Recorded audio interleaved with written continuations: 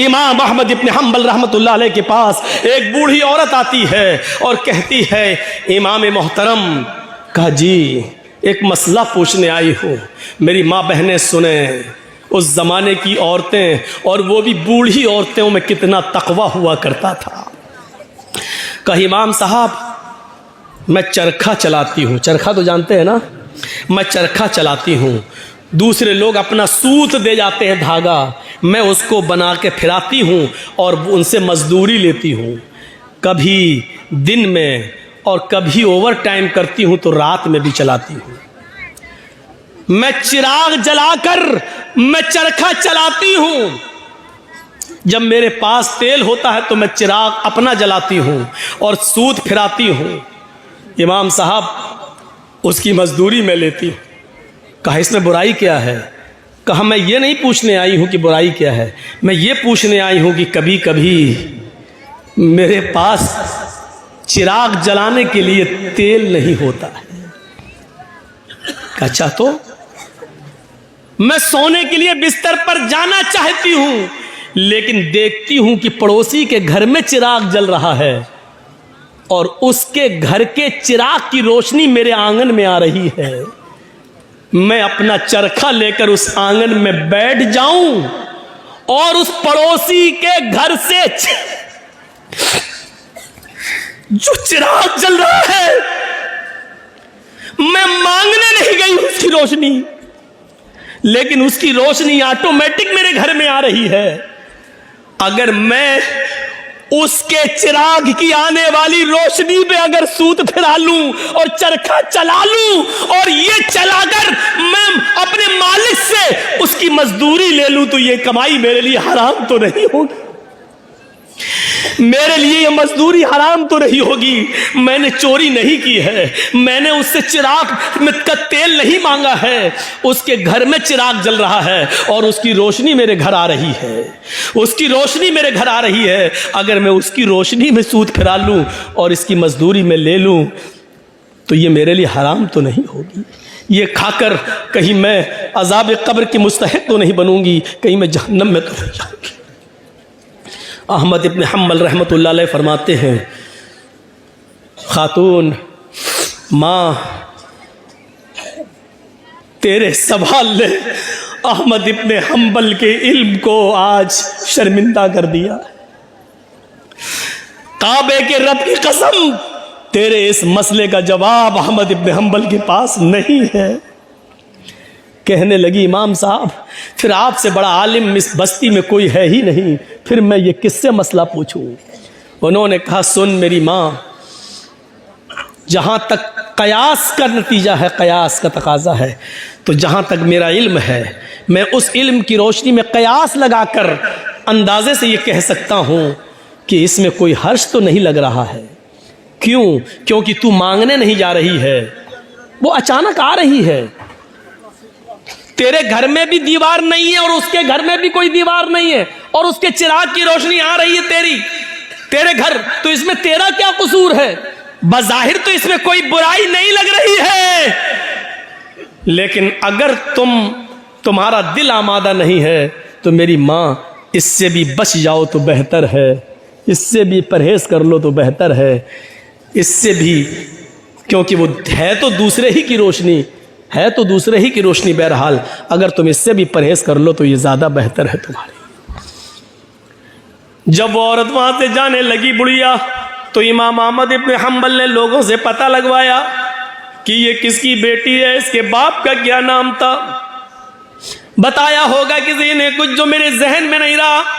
अहमद इब्न humble फरमाते हैं कि आज के ज़माने में ऐसी बूढ़ी औरतें मौजूद हैं, ज़रूर इसका बाप कोई आलिम कुरान होगा, आलिम हदीस होगा, क्योंकि ऐसी तरबियत अपनी औलाद के अंदर कोई बड़ा आलिम ही पैदा कर सकता है। बुढ़ापे की इस दहलीज पर पहुंचकर भी इस औरत की हालत यह है, इस बुढ़िया की हालत यह है कि पड़ोस से आने वाली रोशनी में भी, उस चिराग की रोशनी में भी चरखा चलाने के बारे में सोच रही है कि ये चरखा चलाएंगे तो ये कमाई मेरे लिए हलाल होगी या हराम।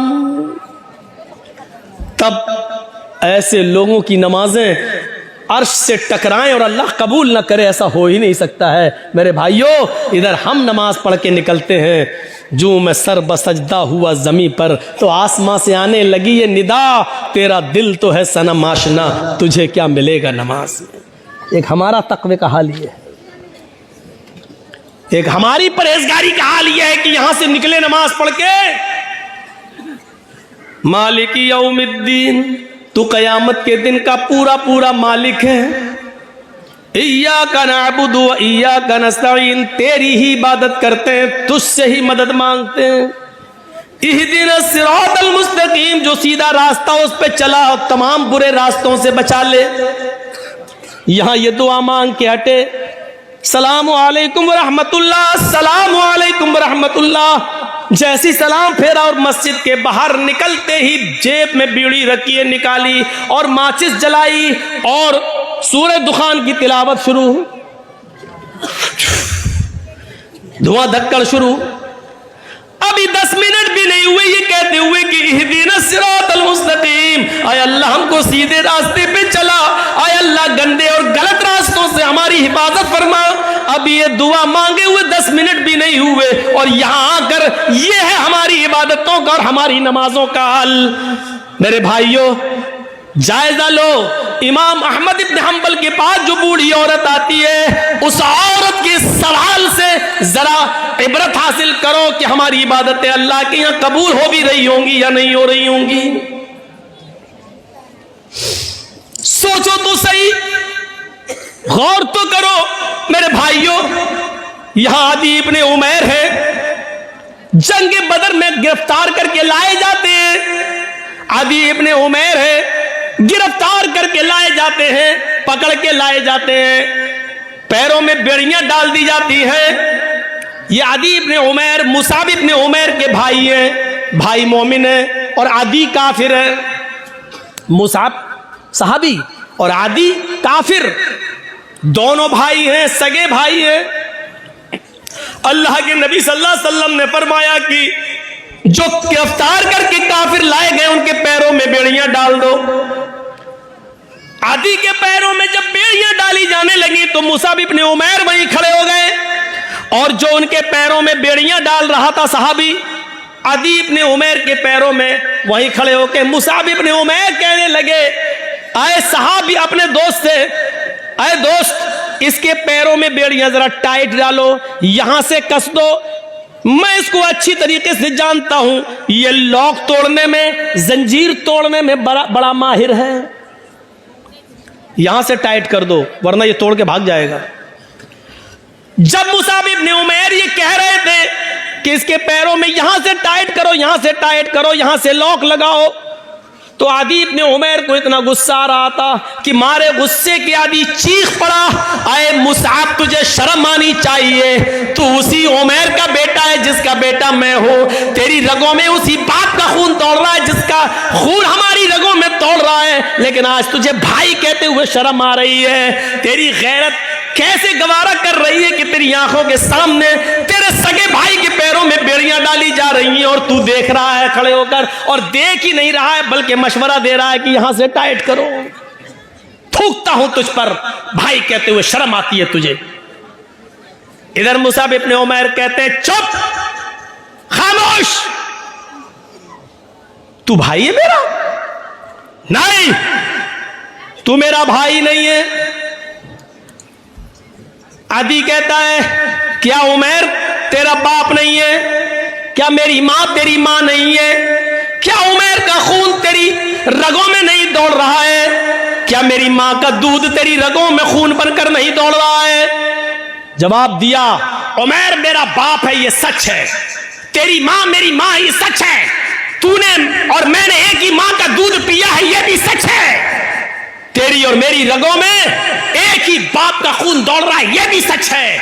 लेकिन यह सच नहीं है कि तू मेरा भाई है। जानता है मेरा भाई कौन है? आदि ने कहा, फिर कौन है अगर मैं तेरा भाई नहीं हूं? मेरा भाई वो है जो तेरे पैरों में बेड़ियां डाल रहा है? ये तेरा भाई है?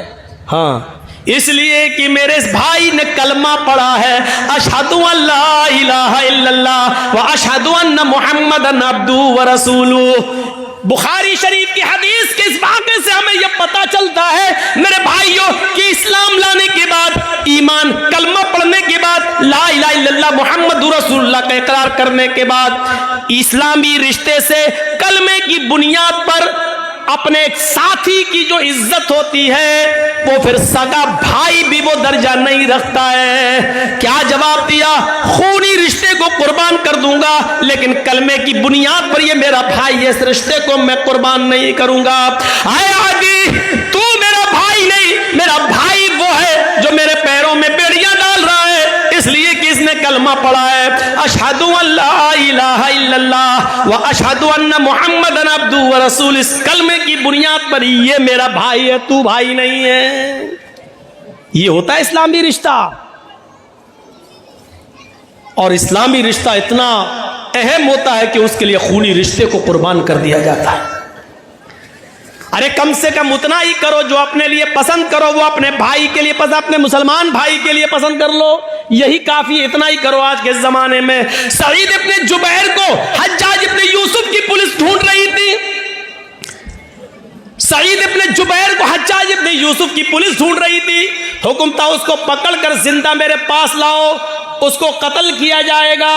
सईद इब्ने जुबैर बड़े नेक आदमी थे, लेकिन हज्जाज इब्ने यूसुफ ने बड़े नेक लोगों को ही कत्ल किया है। एक एक करके न जाने कितने सहाबा को उसने कत्ल किया है। हज्जाज इब्ने यूसुफ ने सईद इब्ने जुबैर को पुलिस ढूंढ रही थी, पुलिस तलाश कर रही थी, लेकिन सईद इब्ने जुबैर किसी के हाथ नहीं लग रहे थे। रात को वो बहुत सी दूरी तय करके हज्जाज इब्ने यूसुफ की सल्तनत से निकलना चाह रहे थे, उसके मुल्क से बाहर भागने की कोशिश कर रहे थे ताकि मेरी जान बच जाए।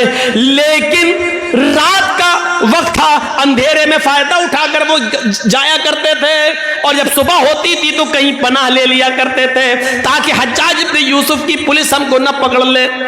एक दिन रात को इशा की नमाज के बाद किसी मुसलमान के घर वो खाना खाने के लिए रुके थे, और मुसलमानों ही में से किसी ने जासूसी कर दी। हज्जाज इब्ने यूसुफ की पुलिस को बता दिया कि सईद इब्ने जुबैर फला आदमी के घर रुके हुए हैं, और रात का हिस्सा गुजरने के बाद वो इस घर से निकलेंगे और वो फिर भागेंगे। हज्जाज इब्ने यूसुफ की पुलिस आती है और इशा की नमाज के बाद उस घर पे छापा मारती है। सईद इब्ने जुबैर पकड़ लिए जाते हैं।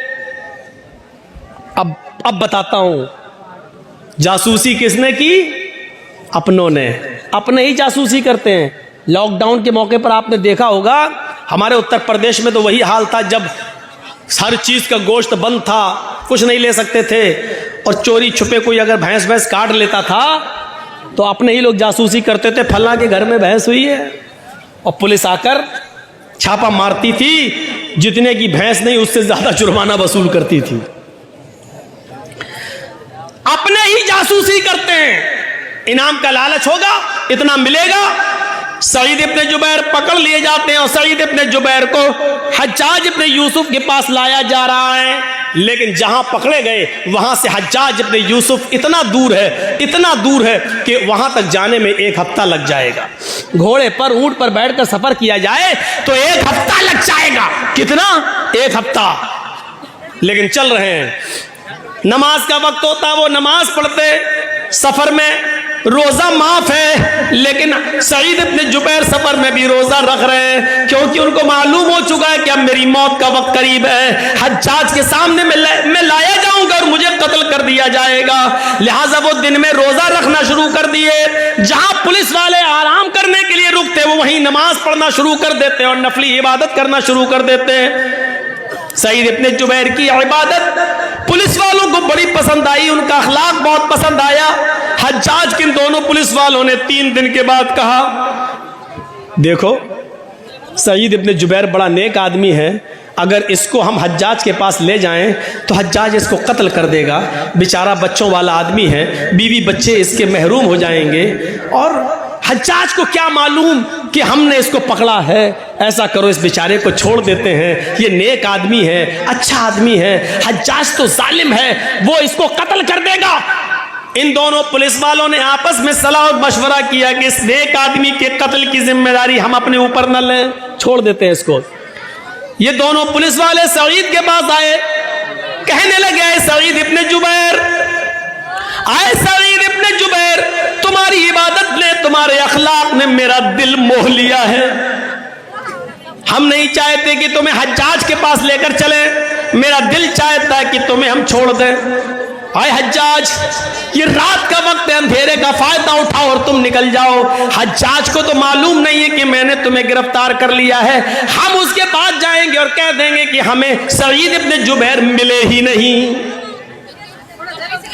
सईद इब्ने जुबैर ने कहा, तुम्हारी बड़ी मेहरबानी, मैं कसीरुल अयाल हूँ, मेरे बच्चे ज़्यादा हैं, मेरी बीवी है, बच्चों का बोझ है मेरे ऊपर, अगर तुम मुझे छोड़ रहे हो तो ये तुम्हारा रहमो करम है मेरे ऊपर। अच्छा है, छोड़ दीजिए भाई, मैं आपका ये एहसान कभी भूलूंगा नहीं। उन्होंने कहा, एहसान की क्या बात है, आप मुजरिम नहीं हैं, हज्जाज आपका दुश्मन है, वो आपको कत्ल करना चाहता है। जाओ, आए सईद, मैंने तुम्हें छोड़ दिया है, जाओ चुपके से, जाओ, निकल जाओ। सईद इब्ने जुबैर बड़े खुश होते हैं कि मुझे हज्जाज के पुलिस वालों ने छोड़ दिया, लेकिन उनकी खुशी ज्यादा देर तक न रही। वो थोड़ी दूर तक आगे गए होंगे, जैसे यहां से मौजमपुर बस आपका स्टैंड 1 किलोमीटर तकरीबन गए होंगे, मुश्किल से 1 किलोमीटर गए होंगे। और जाने के बाद वहां कुछ सोचने लगते हैं और सोचकर फिर वहां से वापस आते हैं। 1 किलोमीटर गए, लेकिन कुछ उनके दिमाग में आया और वहां से सोचकर वो फिर लौटे आए। और लौट कर आने के बाद उन दोनों पुलिस वालों के पास आ गए और कहने लगे, अरे हज्जाज इब्ने यूसुफ के पुलिस वालों, मुझे हज्जाज के पास ले चलो, मैं भाग कर, छिप कर भागना नहीं चाहता, मुझे हज्जाज के पास ले चलो। पुलिस वालों ने कहा, तुम्हारा दिमाग खराब है सईद, हज्जाज तुम्हारी जान का दुश्मन है, तुम्हें कत्ल कर देगा। कहा, वो मैं जानता हूं कि वो मुझे कत्ल करेगा। फिर कहा, इसके बावजूद मैं उसके सामने जाना चाहता हूं। पुलिस वाले कहते, हज्जाज, आए सईद, बेवकूफी मत करो, मैंने तुम्हें छोड़ दिया, फिर तुम क्यों आए? सईद इब्ने जुबैर रोते हैं और रोते हुए कहते हैं, आए पुलिस वालों, तुम्हें नहीं मालूम, जिस आदमी ने मेरी जासूसी की और तुम्हें यह बताया कि मैं इस घर में छिपा हूं, वो तो कहीं ना कहीं से देख ही रहा होगा, उसको तो यह मालूम ही होगा कि तुम दोनों ने मुझे गिरफ्तार कर लिया है, मुझे पकड़ लिया है। वो आदमी हज्जाज को यह खबर दे देगा, इन दोनों पुलिस वालों ने सईद को गिरफ्तार कर लिया। आए पुलिस वालों, अगर हज्जाज को ये पता चल गया कि तुमने मुझे पकड़ लिया था और फिर छोड़ दिया, तो मैं तो बच जाऊंगा, लेकिन फिर तुम्हारा हश्र ये होगा कि तुम दोनों को खूनी चमड़े पर लिटाकर बिठाकर तुम्हारी गर्दनों को उड़वा देगा। और मैं ये नहीं चाहता कि मेरी जान बच जाए और मेरे बदले में तुम दोनों की जान चली जाए, मेरी गर्दन महफूज रहे और तुम दोनों की गर्दनें कट जाए। अल्लाह के नबी ने फरमाया, जो अपने लिए पसंद करो वो अपने भाई के लिए पसंद करो, और जो अपने लिए पसंद ना करो वो अपने भाई के लिए पसंद ना करो। जब मुझे अपनी गर्दन अपने लिए कटाना पसंद नहीं है, तो अपने वजह से, मेरी वजह से तुम दोनों की गर्दनें कट जाएं, ये मुझे कैसे पसंद हो सकता है? अगर मेरे बीवी बच्चे तो आपके भी तो बीवी बच्चे हैं, फिर मेरे बीवी बच्चों में मैं खुश रहूं और तुम दोनों की जान जाए और तुम दोनों की बीवी बच्चे एक दूसरे के ऊपर बोझ बन जाएं, ये इस्लाम ने नहीं सिखाया, ये हमारे नबी ने नहीं सिखाया। आए हज्जाज के पुलिस वालों, मुझे हज्जाज के पास लेकर चलो।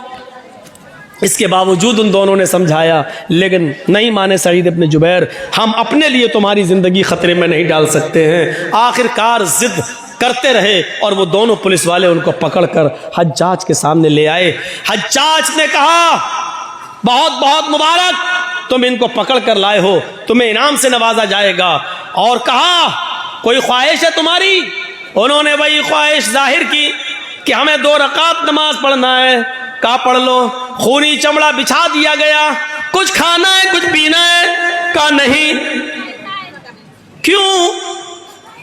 आखिरी तमन्ना तो सबसे पूछी जाती है, कुछ खाना हो पीना हो तो बता दो। सईद इब्ने जुबैर ने कहा इन्नी साइमुन, मैं रोजे से हूं। हज्जाज इब्ने यूसुफ ने कहा चलो, पीछे से हाथ बांध दिए गए, खूनी चमड़ा बिछा दिया गया, गर्दन नीची कर दी गई और हज्जाज के एक जल्लाद ने पूरी ताकत के साथ अपनी तलवार चलाकर सईद इब्ने जुबैर को एक ही बार में उनकी गर्दन को उनके तन से जुदा कर दिया। पूरा वाक़या बताने का मेरा मकसद सिर्फ यह है कि सईद इब्ने जुबैर ने अपनी गर्दन कटाना गवारा कर लिया, लेकिन अपनी वजह से उन दोनों मुसलमान पुलिस वालों की जिंदगी खतरे में नहीं डाली। ये मुसलमान होता है जो अपनी वजह से दूसरे को मुसीबत में नहीं डालता है, जो अपनी वजह से दूसरे को तकलीफ में नहीं डालता है। वो मुसलमान ही क्या जिसकी वजह से दूसरे को तकलीफ पहुंचे। और हम तो उस वक्त सबसे ज्यादा खुश होते हैं जब हमारी वजह से हमारा पड़ोसी बेचैन हो। उस जमाने में क्या हाल था, एक आदमी के घर में बहुत से चूहे थे जो उसको तंग करते थे। उसने लोगों से पूछा मैं क्या करूं बताओ। किसी ने कहा एक बिल्ली ले आओ, बिल्ली पाल लोगे, चूहों को खाती रहेगी। उसने कहा ये तुमने सही मशवरा दिया। 3-4 दिन के बाद उसी आदमी ने पूछा क्या हुआ, बिल्ली लाए? उसने कहा नहीं लाए। कहा फिर क्या हुआ? क्या हुआ, चूहे हैं, अब क्या करेंगे? तो कहा बिल्ली क्यों नहीं लाते हो? कहा मैं बिल्ली खरीदने का इरादा किया कि मैं बिल्ली लाऊं और पाल लूं, लेकिन ये सोच कर नहीं लाया कि जब मेरे घर में बिल्ली आ जाएगी तो कुछ 2-4 चूहों को खा लेगी और बहुत से चूहे तो डर के मारे मेरा घर छोड़ देंगे और भाग जाएंगे, और वो घर छोड़कर भागेंगे तो मेरे पड़ोस में घुस जाएंगे। और अल्लाह के नबी ने फरमाया पड़ोसियों का बहुत बड़ा हक है। जो चीज मैं अपने लिए पसंद नहीं करता हूं, चूहे वो डर के मारे मेरे पड़ोस के घर में पहुंचकर उनको वही तकलीफ दे जो मेरे घर में मुझे तकलीफ दे रहे हैं। तो ये भी तो सही नहीं है कि मैं अपनी तकलीफ से बच जाऊं लेकिन अपनी तकलीफ अपने पड़ोसी को दे दूं। ये कौन सा ईमान था यार, ये कौन सा जज्बा था है? इस जज्बे को क्या कहेंगे आप? यहां तो बदगुमानियां हमने इतनी पाल रखी है एक दूसरे के खिलाफ। हमारी मौलाना जर्जीस की आपसे बनती नहीं है, आप हमें नहीं देखना चाहते, हम आपको नहीं देखना चाहते, गुस्सा घर में ये हो। अब आपने हमारे खिलाफ बहुत कुछ पाल लिया है, अपने दिमाग में रख लिया है, अब आपका जहन वही कहेगा जो आपके दिमाग में है। अब मौलाना जर्जीस चाहे कितना अच्छा काम कर रहे हो लेकिन आपको बुरा लगेगा। अब जर्जीस साहब नमाज पढ़ के निकलेंगे तो आप क्या कहेंगे, देखो 9 से चूहे खा के बिल्ली चली हज कर, कितना बड़ा मुल्ला बना फिर रहा है। अच्छी तकरीर करेंगे तो कहीं देख कैसे दिखावा कर रहा है। क्यों? क्योंकि आपके दिमाग में मेरे ताल्लुक से वही भरा है।